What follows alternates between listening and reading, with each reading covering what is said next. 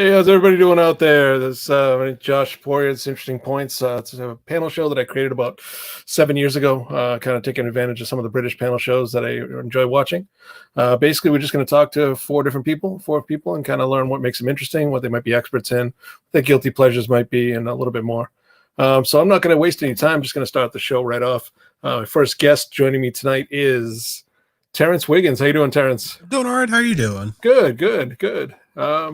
Next up, we got Emily Minker. How you doing, Emily? Hey, good. How are you, Josh? Good. Now we have Lindsay Gonzalez all the way from Spain. How you doing, Lindsay? All right. And Courtney Pong. How you doing, Courtney? Hi, everybody. Good. How's it going? So the first part of the show, basically, I just like to talk to everybody, kind of get the conversation flowing a little bit, and just kind of talk about something that, just a topic that I kind of picked out of the blue. And the topic I picked this week is distractions. So what I want to know is kind of what you use as a distraction that other people might not use, or something interesting that you might distract you. For me, it's a lot of things that just need to distract me right now because my daughter's home all the time now. She just turns 4. She turns 4 on Friday, and just found out her daycare is closed for the next 2 weeks because of COVID. So I am Mr. Mom this week. That's why I have a couple of my fingers are painted. Good. I had a lot more makeup on before, but I had to wash it off so she would wash hers off. Wash it off before you go to bed. You definitely need to wash it off. You don't want that on the pillow. Yeah, exactly. And she did a much better job on me than she did on herself, which is interesting. She turned me into a puppet. She turned herself into probably a maniac, basically. So I'm going to start with Courtney. Courtney, what's something that distracts you? Something that distracts me. So I live in Brighton, right near the reservoir, the Chestnut Reservoir, and I'm right near Boston College. So there are a lot of unmasked children running around my area. But the biggest thing for me has been, because I've worked from home for a long time, but I walk a lot now because I got a dog. So my biggest distraction has been getting a dog during pandemic, but also being like, the dog needs a walk. And that's clearly, I need to put down everything I'm doing and make sure that the creature that relies on me for life, I can just walk them around the reservoir. So I do a lot of walking is good for thinking. When, sometimes it's not exactly evading. Sometimes it's giving a little bit of extra air to what needs some space to breathe. But I think a lot of my day is, the dog needs something. And that has been a welcome distraction. Nice, but I also noticed I was like, my life was a little bit more streamlined before. Yeah, I kind of skipped the dog relying on me for life and went right to daughter. Well, I picked a breed that would match my personality. I want something that's active that will encourage me to get up, and she does. I also was like, this dog needs a lot of stuff. Emily, what distracts you? Yeah, I think I'm pretty good at distracting myself. I grew up pretty bored all the time, just living in a pretty boring place. So actually learning to distract myself was like a skill set. And I got really into, this was more in college, but really into Sporkle quizzes, those online trivia type of quizzes. And I think the best distraction I had during that, I was taking accounting and was supposed to be studying for my accounting midterm. And as just a time waster to kind of stall doing that studying, I would do the countries of the world Sporkle quiz. Mm-hmm. So I learned all the countries of the world, and I can get 100% on that Sporkle quiz every time. But didn't do so great in accounting. I don't know. Probably should have prioritized there. But yeah, any of those kind of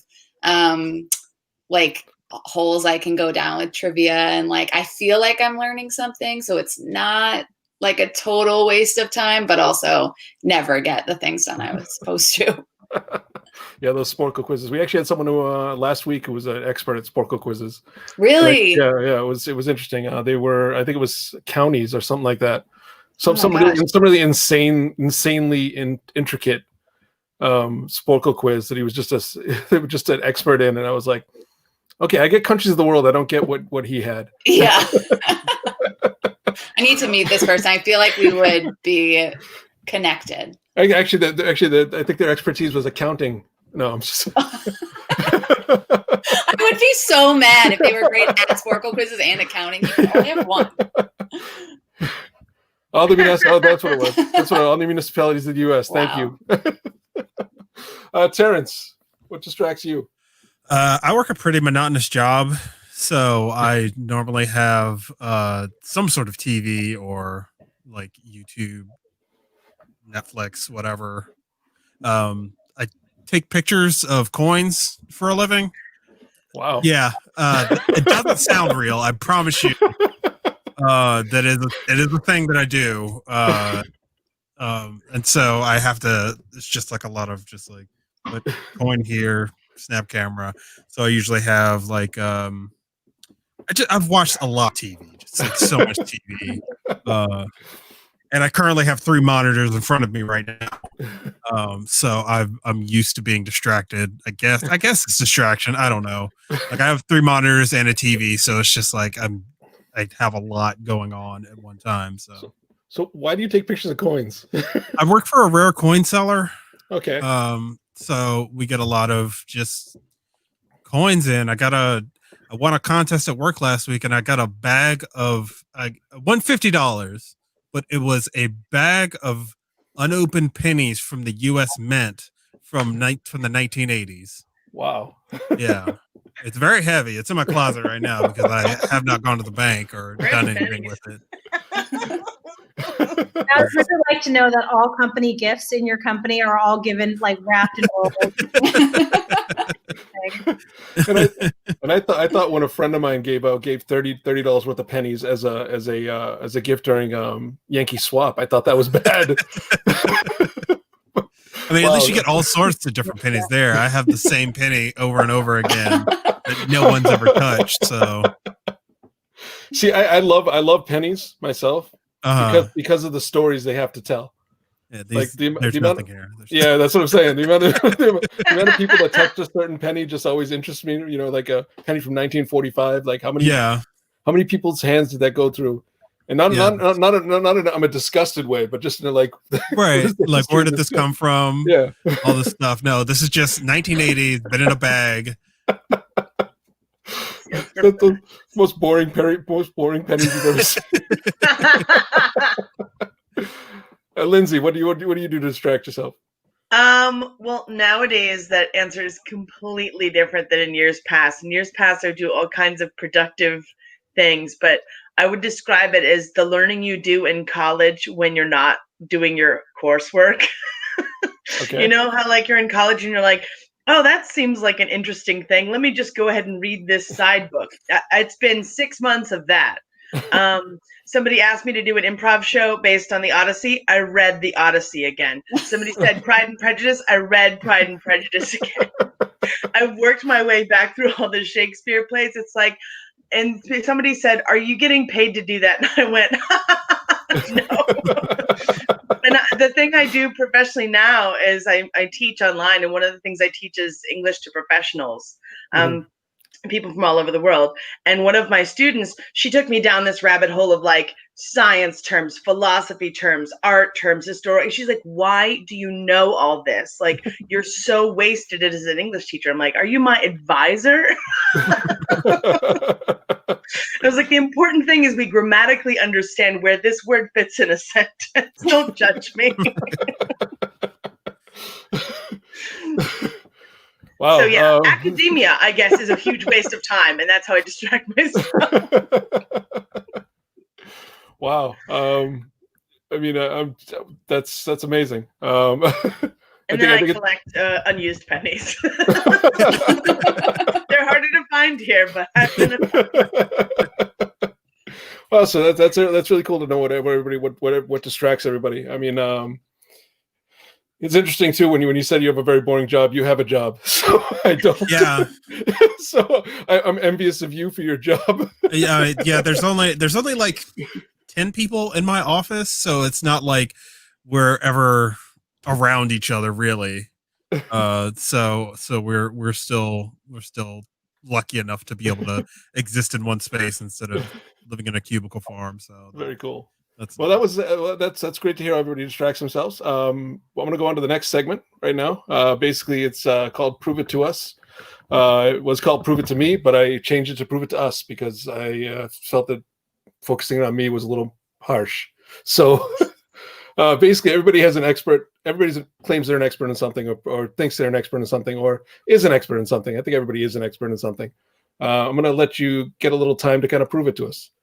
Prove it to the audience that you are an expert, that you do know what you're talking about. I'm going to start with Emily. Emily, what are you an expert in? And it can be anything. It can literally be anything. I am United States Judo Association. Wow. Like judo as a sport in the United States. Cool. That's what I'm going with. Okay. Prove it. Great. So judo is a sport that was developed as it came out as a form from jiu-jitsu in 1892.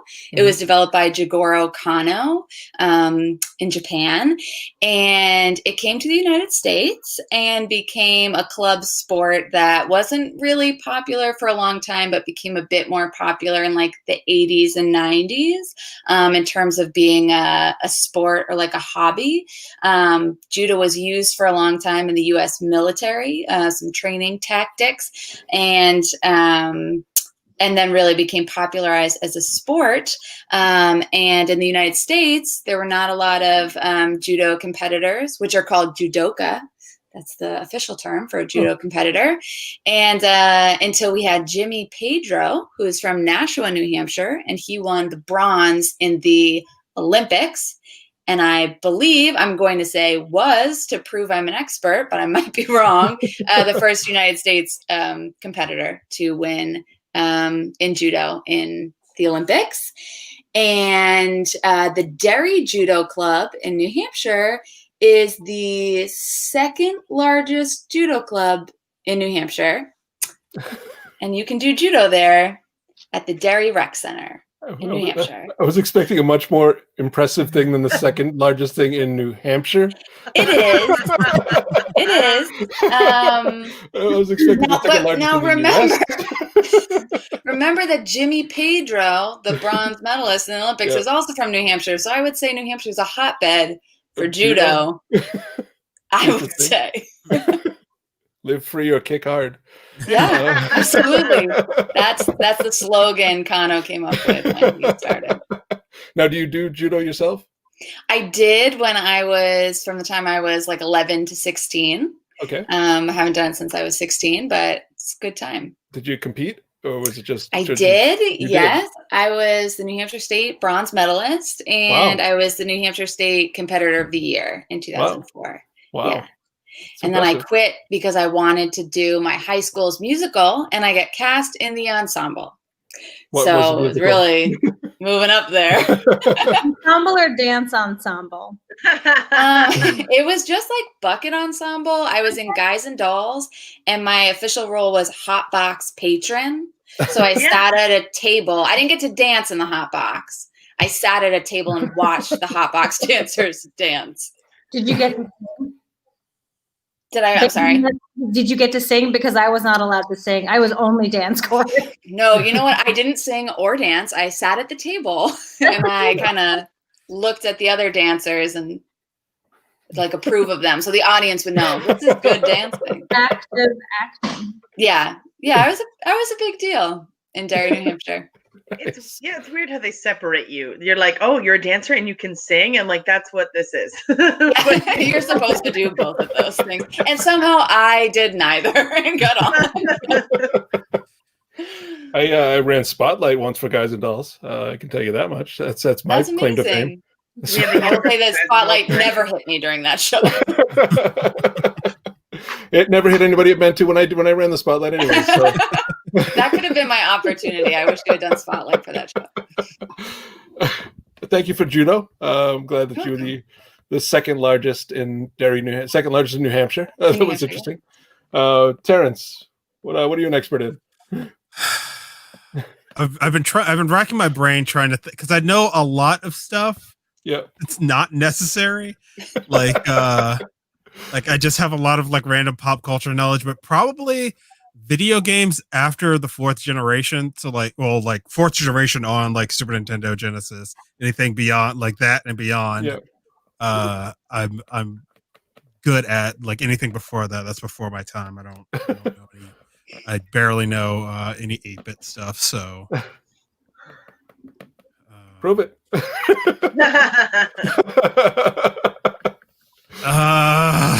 You guys are making me use my catchphrase. Well, I guess like fourth generation's like Super Nintendo, Genesis, the Atari Lynx came out then. There was the 3DO, there was a bunch of consoles that came out around that time that just nobody remembers. Like there's the mainstays like the Genesis and the Super Nintendo. Sega went on to make three different consoles. Three different consoles. After the Genesis came out, there's 3 different variations of the Genesis. 1, 2, and 3. After that, the American branch of Sega made the Sega CD and the Sega 32X, while the Japanese branch was working on the Sega Saturn. They still released all those consoles. One of the reasons why Sega isn't a console developer anymore. Like the Saturn was not powerful enough to put out the same power as the PlayStation. That's why it failed against the PlayStation, even though they were both disc-based consoles. And where was I going? I don't remember now. Let me see. They were both. Yeah, they're both disc-based consoles. Going back, the PlayStation originally started as a Nintendo prototype because they had hired Nintendo to make, or Nintendo hired Sony to make their next console, which was going to be the N64, which was going to be a disc-based console. That didn't happen. They split up. The deal broke. They went on to make the PlayStation. Nintendo teamed up with Panasonic to make their next. They were going to make a 3D CD based console. That didn't work out. So the 3DO came out, and that's why you have weird Nintendo games like those weird Zelda Wand of Gamelon, the weird animated Zelda games. There's Hotel Mario, and I think something else was supposed to come out, but it got canceled. And then Nintendo went on to make the N64, and they used cartridges again, even though every other company was moving on to make CD-based games. Yeah. And it became like prohibitively expensive to make cartridge-based games at this time because CDs are like no money, even back in 1994. And so Nintendo kind of really treaded water until you get up to the Wii. So like between the 64 and the GameCube, they were still, I mean, everyone loves Nintendo, so you still get all the Marios and Zelda and all that stuff. And then the Wii came out and showed that everyone can play a game because all you have is the Wiimote, and everyone, like grandparents, have it in their houses still, even though it's been 14 years since the Wii came out. It's yes. I do love the Wii. When it first came out, I loved it. Absolutely loved it. And then you start to realize the limitations of how. Yeah, there's nothing. There's like nothing here. Like you get Wii Sports, and that's about it. That was about it. Wii Sports and Jeopardy were the only 2 things that were any good on that thing. Yeah, I got it. That was my high school graduation present. Which feels weird to say because realizing that it came out in 2006, so I'm just like, oh, I've been out of high school for quite some time. I've been out of high school since 1993, so graduated around my sister's time. Then I'll tell you a funny story about the Wii. Is that my parents got it for my sisters, and they used it for about a year, and then they gave it to a family that needed family in need, and the family in need was like, we don't want it. Don't give me a chore. We don't want it. We'll hold up for the PS2 or the PS3. Okay. Right. So, what's your favorite console? Nostalgia wise, it's probably the Dreamcast.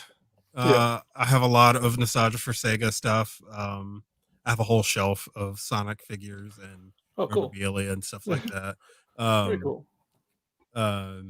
but currently PlayStation 4 is. Yep. I mean, it has most of the stuff that I play. I have all 3 consoles, but Yeah. PlayStation 4 is probably the Cool. one I go to the most. Cool. Thank you.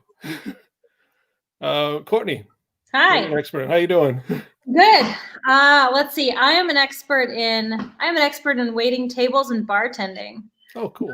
You can always tell when you meet other people that have done this because you just have the same. I think everybody should work in customer service, but I grew up waiting tables at chain restaurants and then going to breweries and yep. Yep. Well, prove it. A lot of this is just stuff you pick up over time.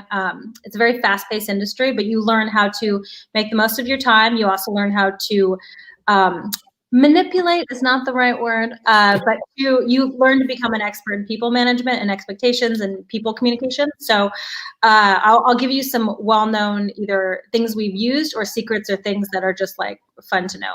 Okay. So first of all, I made all of my money when I was waiting tables through college and after college and through the recession, never working weekends. The people who never go out on weekends and they don't tip well. So I would work in Monday through Thursday. Those were all the people that were in town from conferences because I'm from the Bay Area, so in San Jose. So most people that do go to restaurants, they'll go during the weekday and they're going to be on their company's money. So they're going to be spending their company's dime. So when they tip, they're going to tip pretty decently. So they're less likely to skip you. I made it through all of college working and making my rent within 2 to 3 days a week for the whole month by just cocktailing and just talking to people who were lonely, who were just, they're out of town and they're on a conference. So let's get you some drinks and get you some food and get you out of here. So I also learned with waiting tables, one of the best things you can learn is how to batch your tasks, which we learned this in like engineering, but putting all of your tasks together. So one thing that servers learn is full hands in, full hands out. So if you're going to go anywhere, make the most use of your time. So I do this in my house. If that I'm leaving a room, take everything that I need that doesn't need to be in there, bring it to the next place and to just make the best use of your time.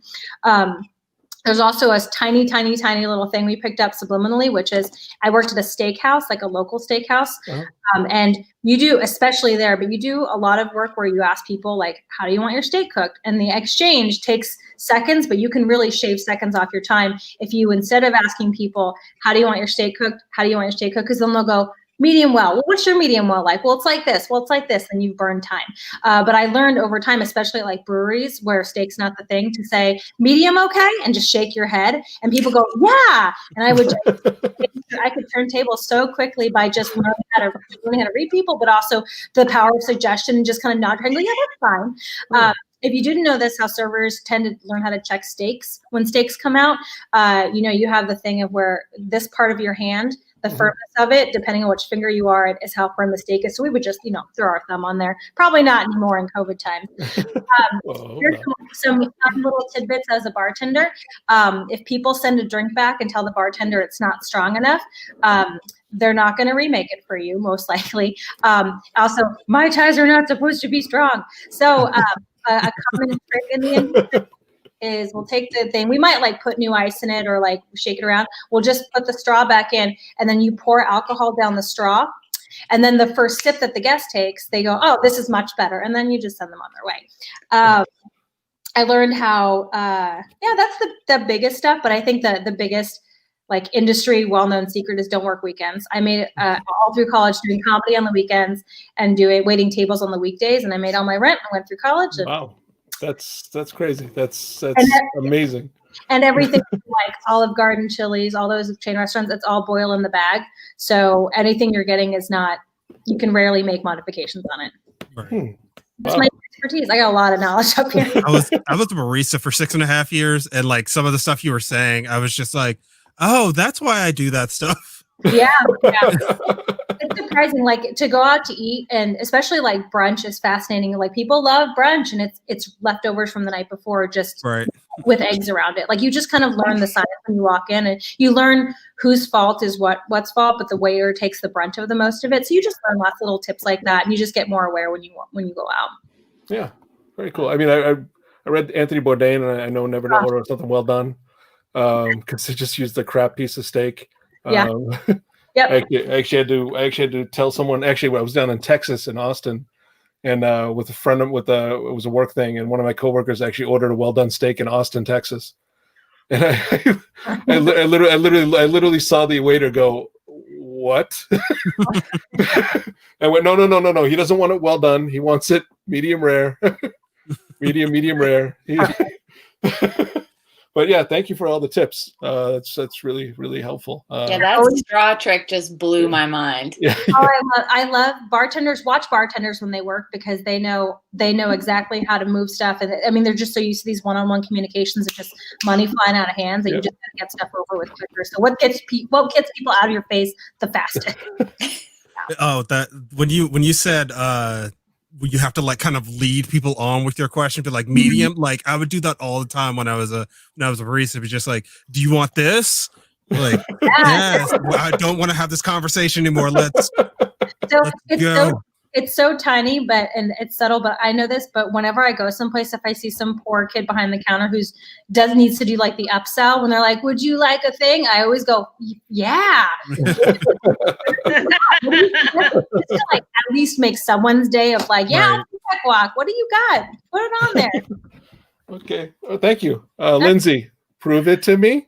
I was struggling to decide which of the random, because I know like people are like, "Oh, you know everything," and I'm like, no, I just like obsessively read things to distract myself during the era before Google. And then I just kept doing that, even though Netflix became available. So I know a lot of random things, and it's I'm not going to say I'm an expert on trivia, but I do know lots of random things. And one of the things I know lots about is cooking. I never studied as a chef. I just watched the Food Network to distract myself how awful the summer was after college. And between May and August, I feel like it was like, culinary school. Because that was back when the Food Network had no competition shows. There was no Top Chef. There was no like who can smash a pie in their face. There was no who can make the worst cake. It was just every cooking show from the 50s to the present being aired on TV. Yeah.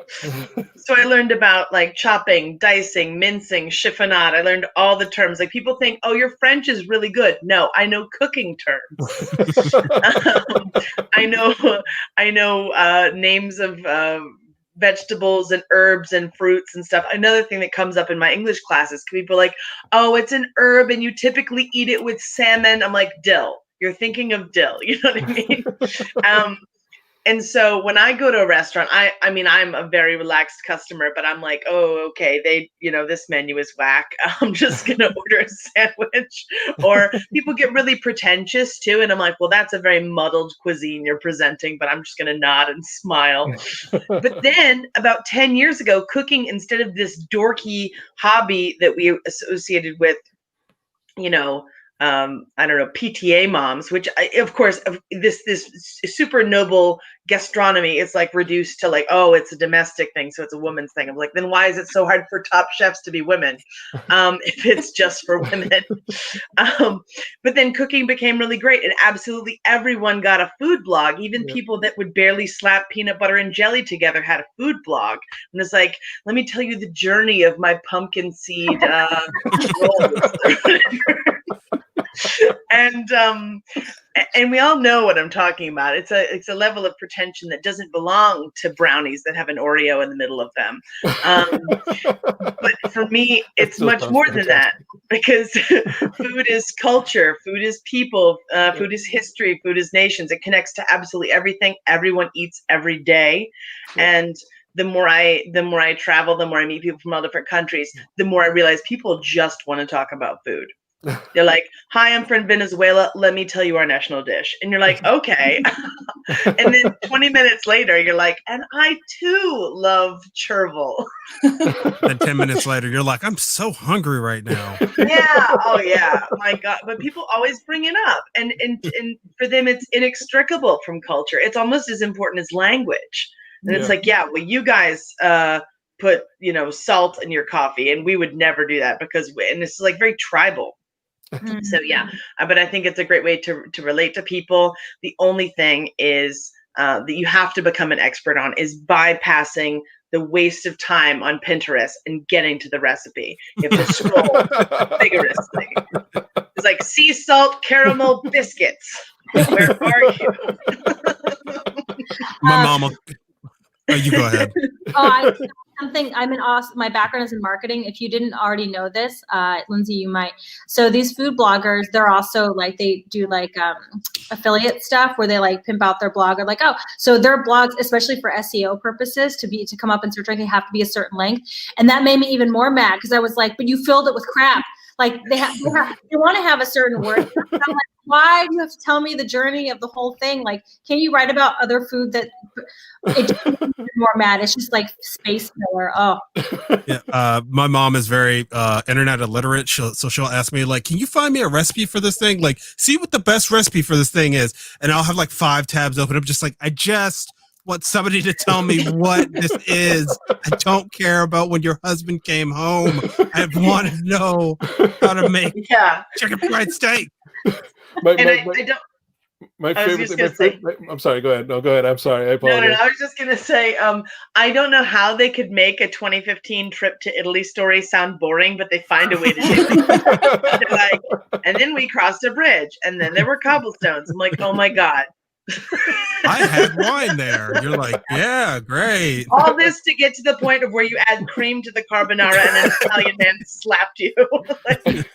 I recently made apple oatmeal cookies, and I looked up a recipe, and I literally had to go through 4 pages of them explaining the recipe to get to the damn recipe. Mm-hmm. Oh, Control F. Find the page on the page, print this recipe. Yeah.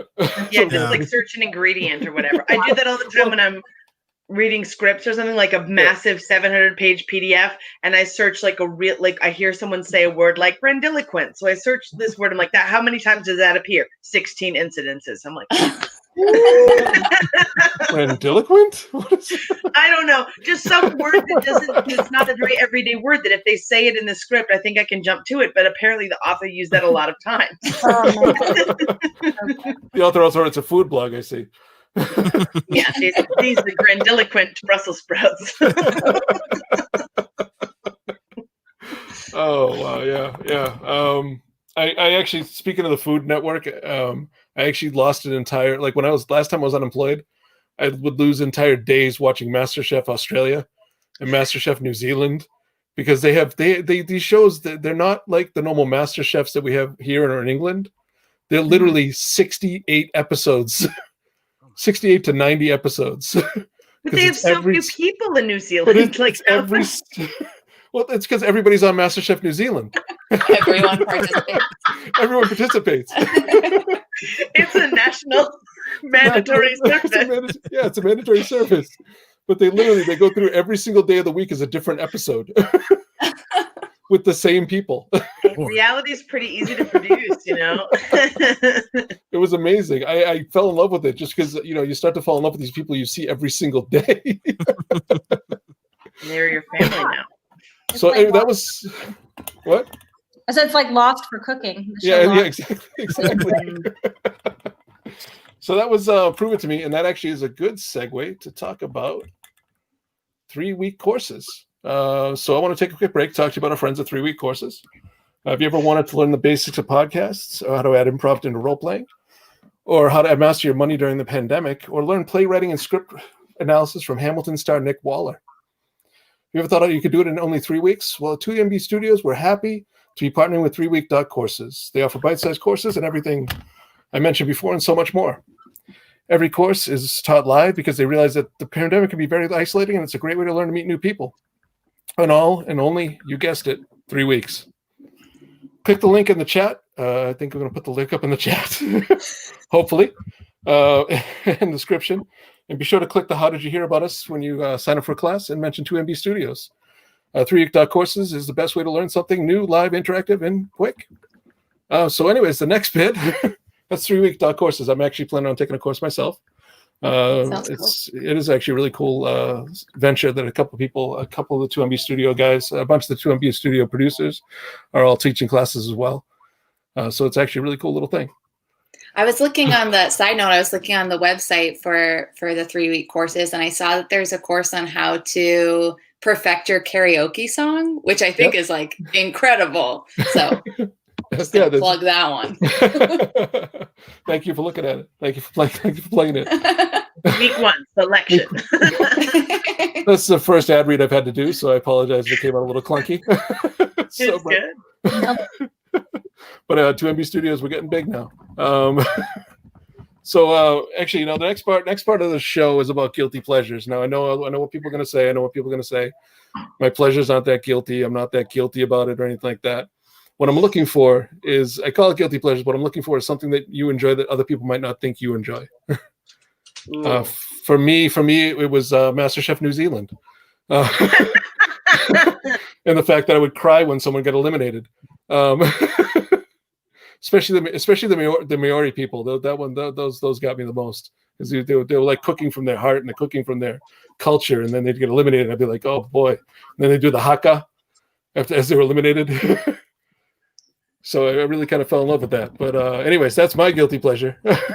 Lindsay, I'm going to start with you. Yeah, it's tricky to say, because like you said, you're not actually guilty about it, but there's a lot of things I like that people don't imagine I like, and they act really shocked when I tell them, and I'm like, oh God, did I ruin your impression of me? Why am I expecting now pit fighting? Like, oh yeah, I'm really into MMA, but the kind with no rules.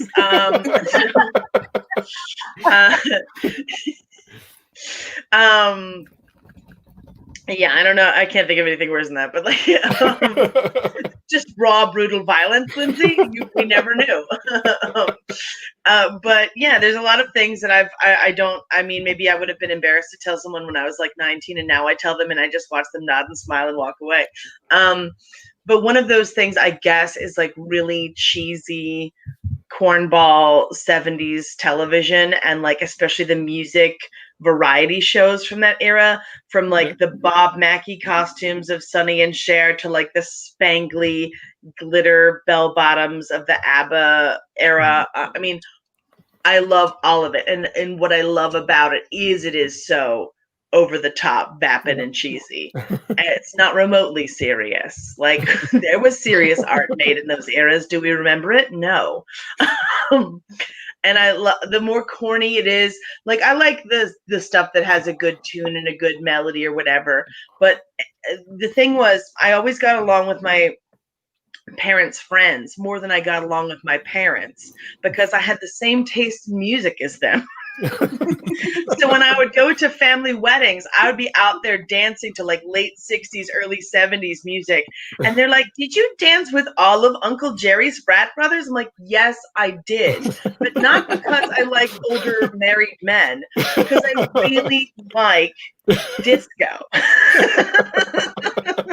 and ballroom dance. So when someone's like, hey, we're going to watch Eurovision. I mean, it didn't happen this year for obvious reasons, but when we're going to watch Eurovision, like, I'm there. I'm 100% there. Yes, it's vapid, cheesy, and horrible, but quite possibly the best of a bygone era, because we can all just sit down and watch people sing a truly, deeply terrible song in amazing outfits, perfectly choreographed, and possibly the risk of incendiary accidents. You know, there's always pyro with these shows. Yeah. But the thing I wish that we would bring back is a true televised variety show, like the Sonny and Cher Power Hour or the Donnie and Marie show, or any one of a number of brilliant shows, and not just for the costumes.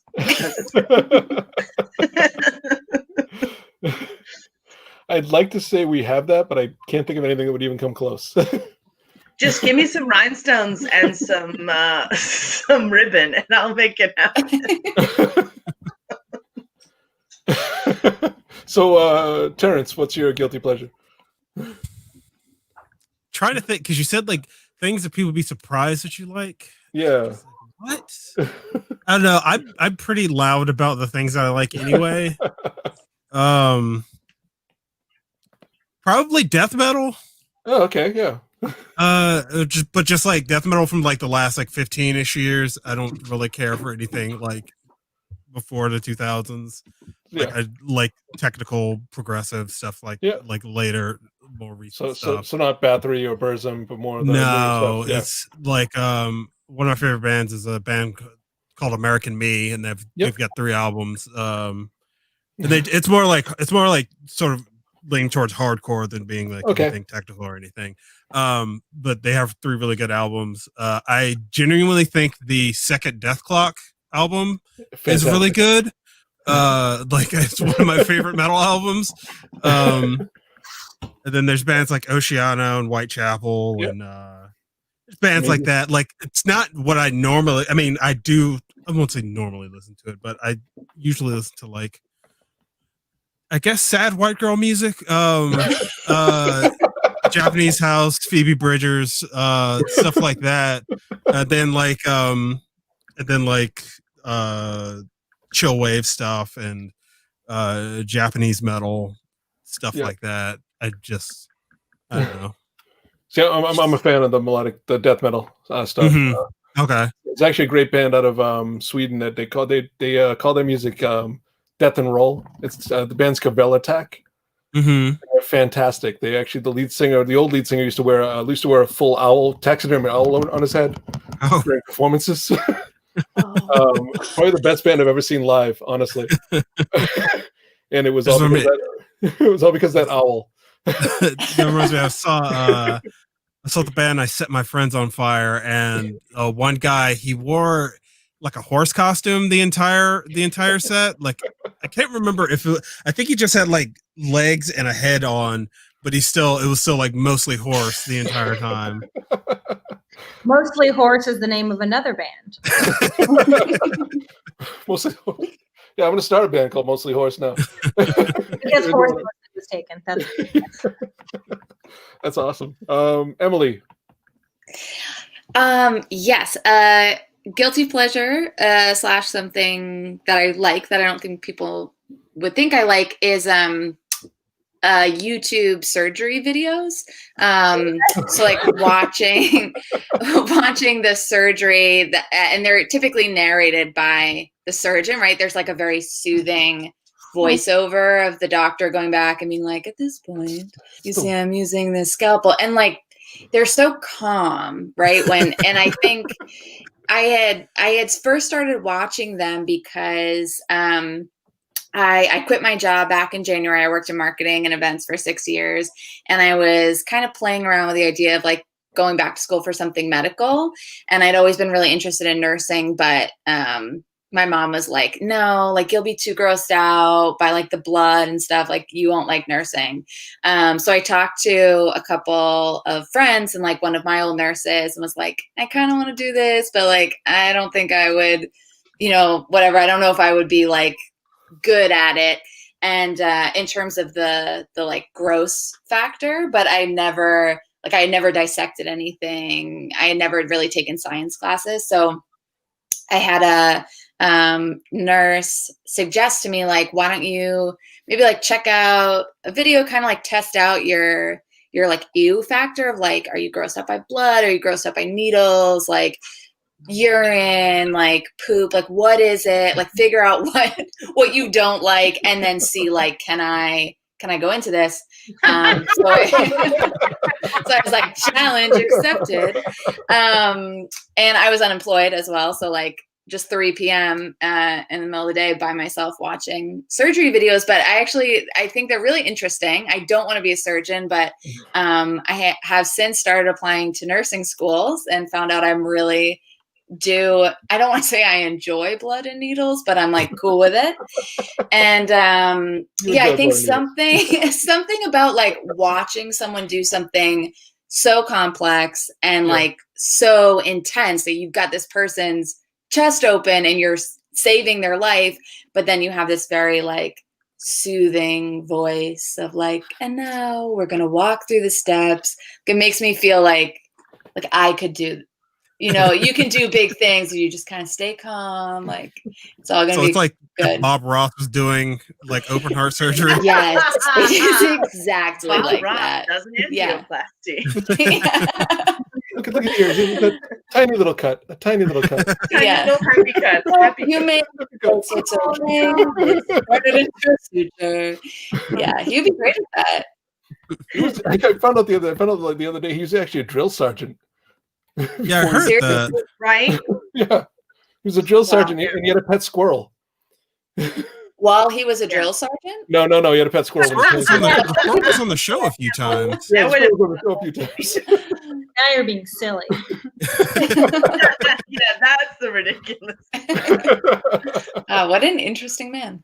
Yeah, he really was very interesting. And my wife actually met him once and came up to him and said, you look like Bob Ross. He was like, does. I used to be. He's like, I am. And she ran away. That's really cool. I'm not gonna enjoy that myself. You might be surprised. I might be surprised, but I'm also one of these people who says I'm not going to click on the link of the Russian guy breaking both his ankles weightlifting. I'm not going to click on the link of the Russian guy breaking both his ankles weightlifting. I'm not going to click on oh, that's gross.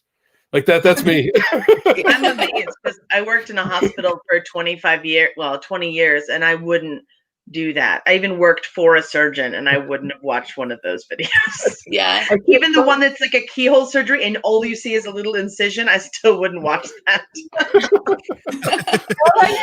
But maybe some other people on this call might have a problem with hearing about it. Oh, okay. That's very true.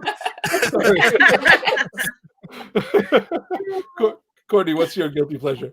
I feel like I'm pretty predictable.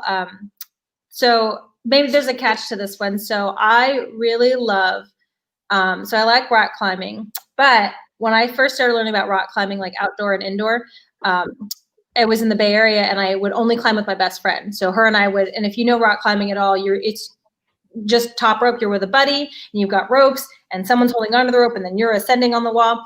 And we would always climb together. And when I moved to Boston, I didn't have any friends. It's fine.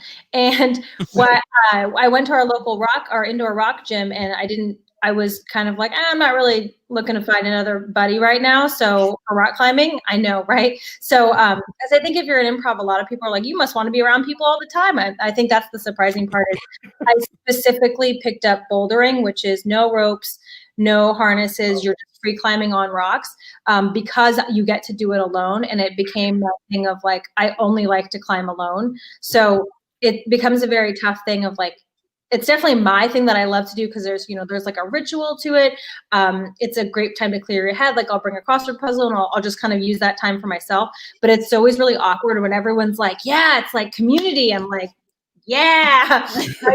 I've been to that gym for 5 years now. I was like, I know like 2 people, and it's because I stopped answering messages about climbing together. So it's I don't know. I think it's tough because everyone's like, oh, I climb too. We should climb together sometime. I'm like, yeah, I'm ready to move. I think that's probably the most like surprising is that I really enjoy this sport that's supposed to be like a very community sport. I really enjoy doing this sport alone. Yeah. I like people. I climb with people, but I think there's something in there of like everyone thinks that, especially if you're in comedy, that you're like, oh, you must really want to always be around people, or you must really be extroverted or whatever. I'm going, I don't know if I'm any of those things. I just know I don't want to talk to anybody right now. It's funny there's a community thing because every documentary you see about it is all about people doing it solo. Yeah.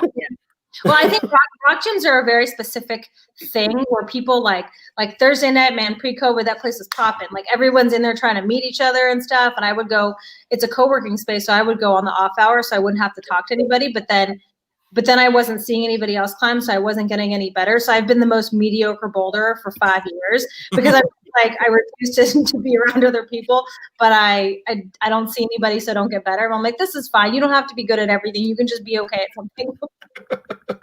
It's great. That's great. It's great to know everybody's kind of guilty pleasures. I really think you learn a lot about somebody, knowing kind of what they like that they may not really come across as liking. Now I'm going to turn it to the chat. I'm going to turn to the chat segment I like to call What You Hate Isn't So Bad, Is It? So basically what I'm going to do is I'm going to ask the chat for something that they may hate. I want as many suggestions as you can give. I'm going to let you guys pick one. Let each one of you pick one and kind of just prove to them that it's not that bad. So if the chat will start popping out. Anybody? Anybody? We just pick something from this whole. Socks and flip-flops, fishing, MMA, electronics, dance music. I'll take squash. Socks and flip-flops. Oh, man. No, I'll take John Mayer. John Mayer, okay. Courtney, John Mayer. Prove that John Mayer is not that bad. Now? Or wait for Yeah. other people to pick their Right, thing? right now. So he's not that bad because as a musician, he's an accomplished musician who has mastered the craft of the music. So even if the sound doesn't totally resonate with you, at least understanding that somebody has put time and intention and thousands of hours into producing something in the honor of the craft is, we can at least respect that. Okay. He may be a garbage human, but I also think there was something commendable about it, was that instead of continuing to add to the fire of being a garbage human, he took a step back and stopped being online all the time. And I think that's something that a lot of people right now just can't do.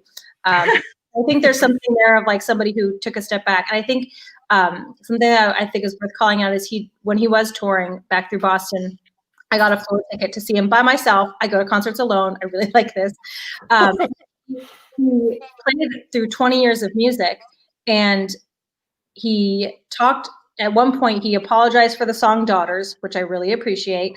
And he also apologized for just being a garbage human. And I think there's something there about he's gone through like different types of recovery and has just come out on the other end. I'm like, respect for watching someone go through a journey. Cool. Yeah. All right. Terrence, you want to take one? I'll take mayo. Okay. Very simple. Don't want to eat a dry sandwich. Oh, yes.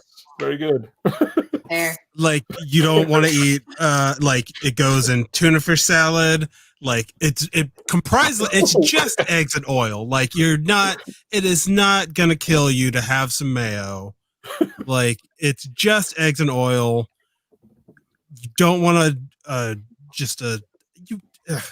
dry like you bite into a sandwich and it's just like sucks all the moisture out. Like no, you don't want that. Yeah. Put a little bit of mayo on there, you'll be fine. The chat went off on it. F mayo. There's mustard. There's Bacon, There's get butter. over it. butter. Why are you, no, Got a French- a French butter is person not there. a substitute for mayonnaise. That is weird. That Yeah, is you far can't mix weirder than butter mayonnaise. in with tuna fish and call that a tuna salad. No. Oh, wow.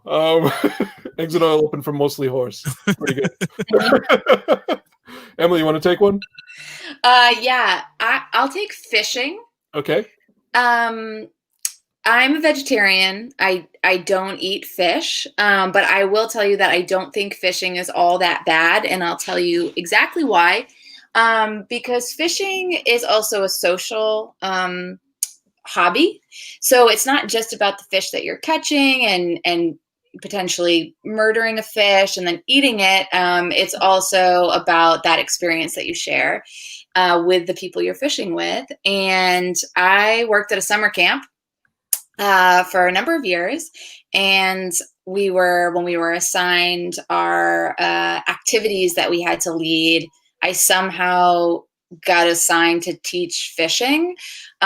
Being like the only vegetarian at the camp, they were like, take these kids out and like teach them how to fish. I had no idea how to do it, but my co-counselor who was doing fishing with me was very cute, and his name was Max, and we taught this fishing class together, and now we're married. So you might meet your future partner fishing.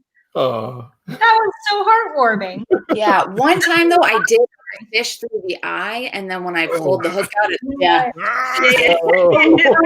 Did Courtney not say she was squeamish? But I'm expecting Courtney's feed to drop off at some point. I'm so sorry, Courtney. Lindsay, you want to take one? In defense of cottage cheese, a treatise. It's rich in protein and vitamin D without any artificial additives. It is an amazing food. I initially loathed it because it was introduced to me. It was in restaurants in the diet crazed 80s. You would get like a cantaloupe full of cottage cheese and you're like, thank you for ruining my cantaloupe. But that was a salad in a restaurant back then.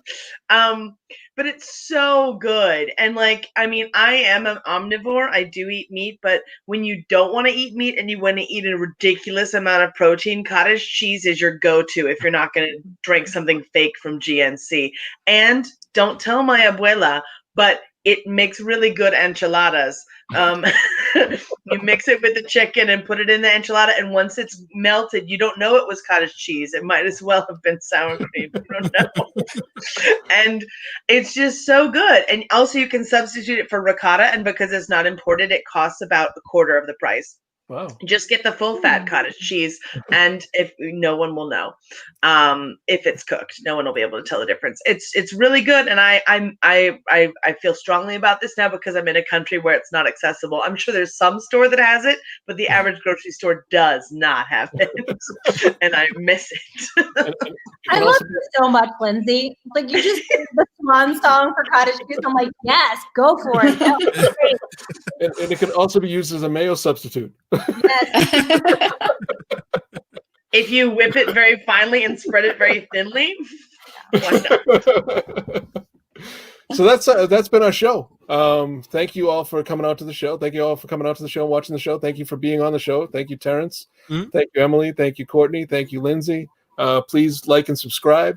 Like and subscribe. I feel like I'm a YouTube channel. Please subscribe and follow for more stories about bodies and parts, according to Rachel. But we're every Tuesday. Stick around. Next up is Jock My Memory with Ken Breeze. I'm not sure who his guest is, but he talks about sports and what it means to them and about their lives. It's a really great show. So please stick around for that. Anyways, that's our show. That's our 60 points. So thank you, everybody. Night. Everyone, bye. Thanks.